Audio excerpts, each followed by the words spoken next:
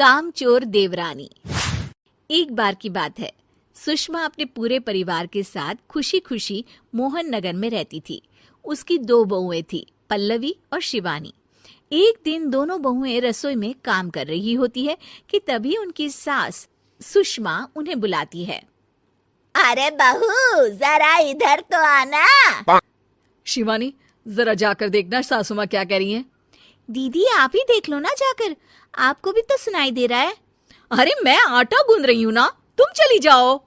हाँ तो मैं भी तो सब्जी काट रही हूँ ना दीदी। अरे बहू जल्दी आओ। ओह, ये तो जाएगी नहीं। मैं ही जाकर देखती हूँ कि क्या करना है। पल्लवी सुषमा के कमरे में जाती है। जी मम्मी जी, क्या हुआ? शाम को घर पर कुछ मेहमान आने वाले हैं, तो तुम अच्छा सा खाना बना लेना बहू।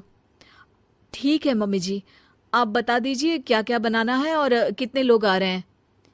सुनील की मौसी जी और उनका पूरा परिवार आ रहा है। कुल मिलाकर 3 लोग और हमें मिलाकर हुए 9 लोग। तो अभी से ही तैयारी करना शुरू कर दो। और हाँ, घर की सफाई भी कर देना, हाँ अच्छे से। जी मम्मी जी, सब काम हो जाएगा, आप चिंता मत कीजिए। पल्लवी शिवानी को घर में मेहमान आने वाले हैं इसके बारे में बताती है। क्या 9 लोगों का खाना बनाना होगा, घर की सफाई करनी है? बाप रे, सासू माँ ने तो हमें घर की नौकरानी ही समझ कर रखा है। ऐसा नहीं बोलते शिवानी, हम इस घर की बहू हैं और घर के काम करना हमारा फर्ज है। दीदी तो है ही सासू माँ की चमची, जब देखो सासू माँ सासू माँ। मैं तो इतना सारा काम नहीं करने वाली। शिवानी कपड़े लेकर गमला साफ कर रही होती है और चक्कर आने का नाटक करने लगती है। मेरा सर चकरा रहा है। तभी वहां पल्लवी और सासू माँ जाते हैं। अरे बहू, क्या हो गया तुम्हें? मम्मी जी, बहुत तेज सर में दर्द हो रहा है।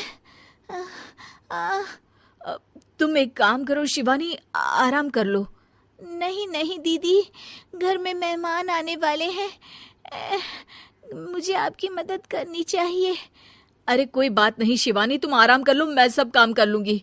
ठीक है दीदी, अगर आप इतना कह रही हैं तो आराम कर लेती हूँ। शिवानी आराम से अपने कमरे में मैगजीन पढ़ रही होती है। इसे कहते हैं आराम की जिंदगी।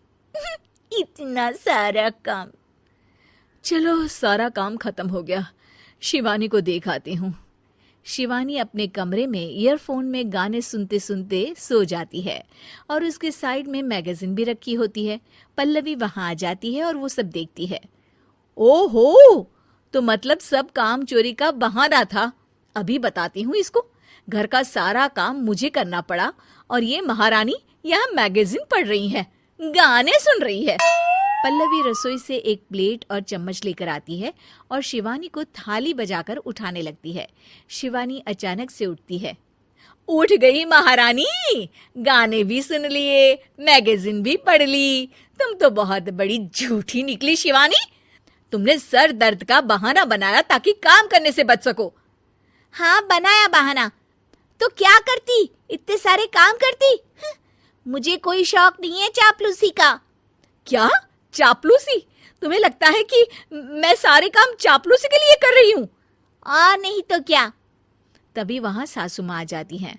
अरे बहू, वो लोग बस आने ही वाले हैं, तुम तैयारियां कर लो।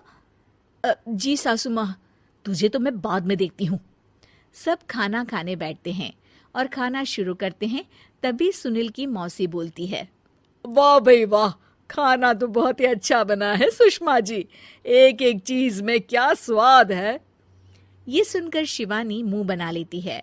उसे अपनी जेठानी की इतनी तारीफ रास नहीं आती। आपकी बहुएं तो बहुत ही अच्छा खाना बनाती हैं। हाँ, बनाती तो दोनों ही अच्छा है, पर आज ना ये सारा खाना बड़ी बहू ने बनाया है।